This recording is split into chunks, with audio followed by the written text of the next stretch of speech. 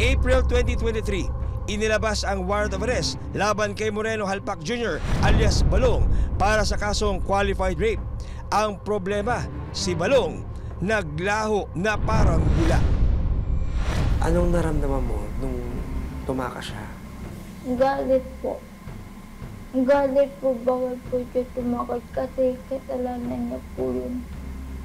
Ang tumakas po siya anong dahilan para di po siya naulay.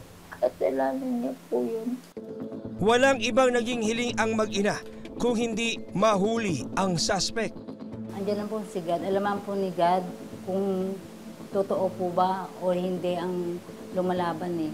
So nakikita naman po ni God na talagang desidido po kami. Kahit po nahihirapan kami dalawa, talaga pong nakikita niya na desidido kami ilaban yung kaso.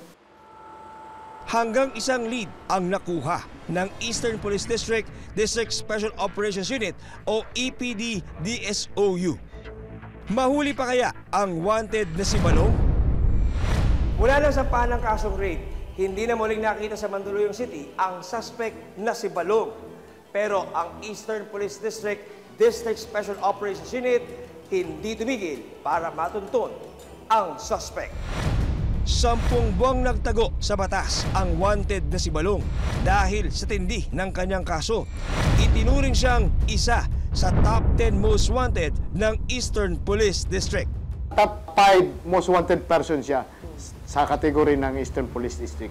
So, ibig sabihin yun, priority for manhunt operation. Sa tingin po niyo, bakit po siya pumasok po doon, qualify po doon? Wala, of course, the gravity of his offense being qualified rape, and of course, kasi in collaboration na kami palagi sa court, sila rin ang nag-forward ng mga most wanted. So, dito naman sa amin, binabalidate namin and meron kaming board also to determine if he will be considered as priority target. Hindi tumigil ang EPD-DSOU para matuntun ang suspect. Sa tulong ng social media, isang lead ang natuklasan nila. Nagtatago na sa Quirino Province si Balong. Agad itong umuwi sa probinsya, sa Quirino Province. So nung nagkanda kami ng backtracking, nalaman namin na nandun nga siya. Ngunit medyo may kalayuan nga ang lugar na to. So nag-resort kami ngayon sa social media para lang matunto namin kung saan yung eksaktong lugar niya sa Quirino Province. Natuklasan din ng EPD-DSOU na naghahanap ng bagong karelasyon ang binata. Dahil dito, isang police asset ang ipinain ng mga operatiba.